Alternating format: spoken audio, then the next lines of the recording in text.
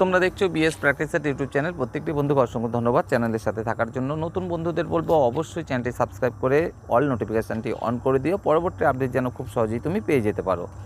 এই ভিডিওতে তোমাদের অনেকেরই করা বেশ কিছু কমন প্রশ্ন নিয়ে আলোচনা করা হবে। আশা করি ভিডিওটি অবশ্যই হেল্পফুল হতে চলেছে।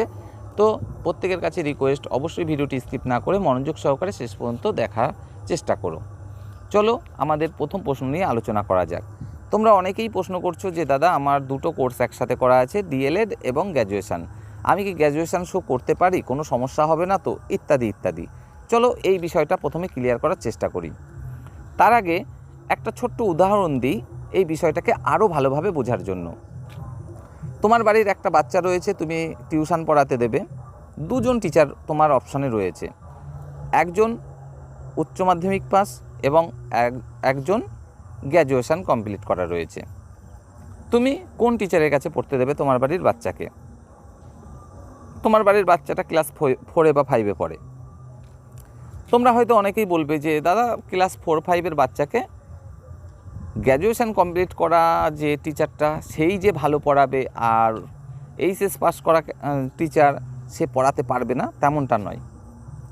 এমনও হতেই পারে যে গ্র্যাজুয়েশান করা টিচারটার থেকে এইচএস পাস করা টিচারটা হয়তো বা ভালো পড়ালো, তার ক্যাপাসিটি অনেক ভালো পড়ানোর। হ্যাঁ, এটা অবশ্যই হতেই পারে, আমিও 100% বিষয়টা এগ্রি করি, হতেই পারে এরকম।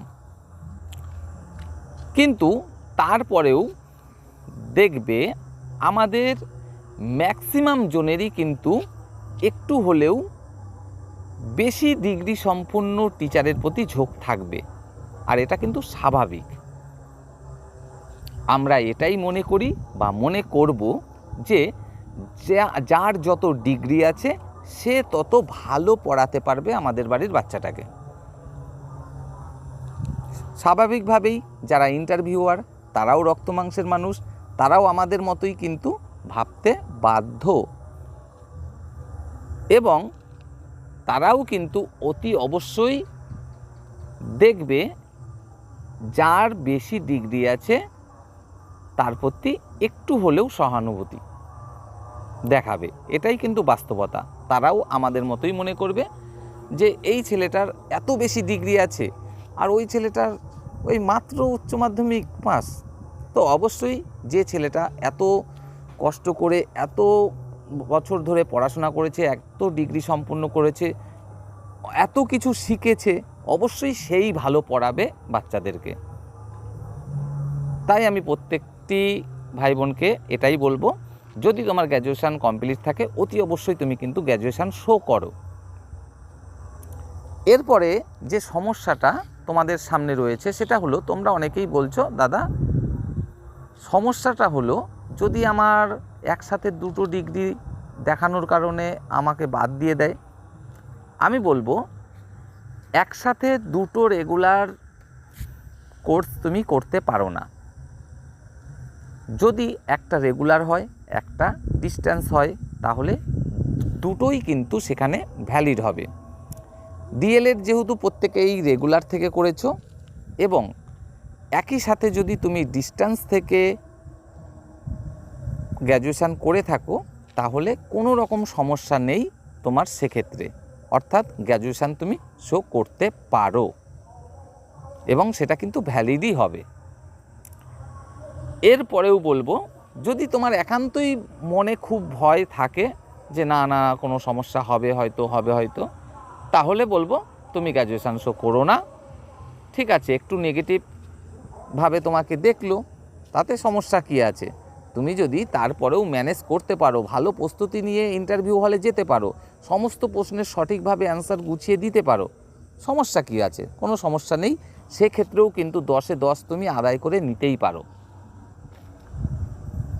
এখন পুরোটাই নির্ভর করছে তোমার মর্জির উপরে যে তুমি গ্র্যাজুয়েশান শো করবে কি করবে না। শুধু এটুকুই বললাম, গ্র্যাজুয়েশান তুমি অবশ্যই শো করতে পারো যদি একটা রেগুলার এবং একটা ডিস্টেন্স হয়, তাহলে সেটা কিন্তু ভ্যালিড হবে। তারপরেও বলবো যে মনে যদি একটুও খুঁতখুঁতি থাকে তাহলে তুমি শো করো না, ভালোভাবে প্রস্তুতি নাও, তারপরেও তুমি কিন্তু 10-এ 10 আদায় করতে পারো যদি সঠিকভাবে তুমি সমস্ত প্রশ্নের গুছিয়ে অ্যান্সার দিতে পারো, সমস্ত কিছু ঠিকঠাক করতে পারো। এরপরে আসি যে আমার তো এখনও ট্রেনিং কমপ্লিট হয়নি, 2 বছরের ডিএলএড যে সময়সীমা সেটা পার হয়ে গেছে, তারপরেও এখনও পরীক্ষা নেয়নি বা ইত্যাদি ইত্যাদি ইত্যাদি, বা পরীক্ষা নিলেও রেজাল্ট দিচ্ছে না ইত্যাদি বিষয়। তো আমরা কি সুযোগ পাবো পরবর্তী নিয়োগে নাকি সুযোগ পাবো না? বিশেষ করে 21-23 ডিএলএড ব্যাচের ক্যান্ডিডেট যারা রয়েছে তাদের কিন্তু এই প্রশ্নটা রয়েছে। তোমাদেরকে বলবো, দেখো এটা পুরোটাই নির্ভর করছে কিন্তু এখন দুটো বিষয়ের ওপরে। নাম্বার 1, পর্ষদের সদিচ্ছা। কেন পর্ষদ তোমাদের সব কিছু কমপ্লিট করে নিচ্ছে না? আর কত সময় লাগবে? 2 বছর তো সে কবে পার হয়ে গেছে তোমাদের, তারপরেও এতদিন ধরে কেন কি করছে পর্ষদ? ঘুমাচ্ছে কেন? তোমরা পর্ষদকে চাপ দাও, কেন তোমাদের সব কিছু কমপ্লিট করছে না? এতদিন ধরে কেন ঘুমাচ্ছে পর্ষদ? 2 বছর তো কবে হয়ে গেছে। তো পর্ষদের সদিচ্ছা থাকলে অবশ্যই তোমাদের সমস্ত কিছু কমপ্লিট করিয়ে নিয়ে তারপরে কিন্তু পরবর্তী নিয়োগের নোটিফিকেশানটা দেবে, সেক্ষেত্রে তোমাদের কোনো সমস্যা থাকবে না। আর যদি এই মুহূর্তে পর্ষদ নোটিফিকেশান দিয়ে দেয় পরবর্তী নিয়োগ প্রক্রিয়ার এবং তোমাদের ততদিনেও সমস্ত কিছু কমপ্লিট না হয়, সেক্ষেত্রে কি হতে পারে? সেক্ষেত্রে যেটা হতে পারে সেটা হলো, তোমাদেরকে বলবো 20-22 ডিএলএড ব্যাচের যে কেসটা চলছে সেটার দিকে তোমরা একটু নজর রাখো। যদি দেখো 20-22 ডিএলএড ব্যাচ ভ্যালিড হয়ে যায়, তাহলে তোমরা নিশ্চিন্তে থাকতে পারো, তোমরাও কিন্তু পরবর্তীকালে ভ্যালিড হবে।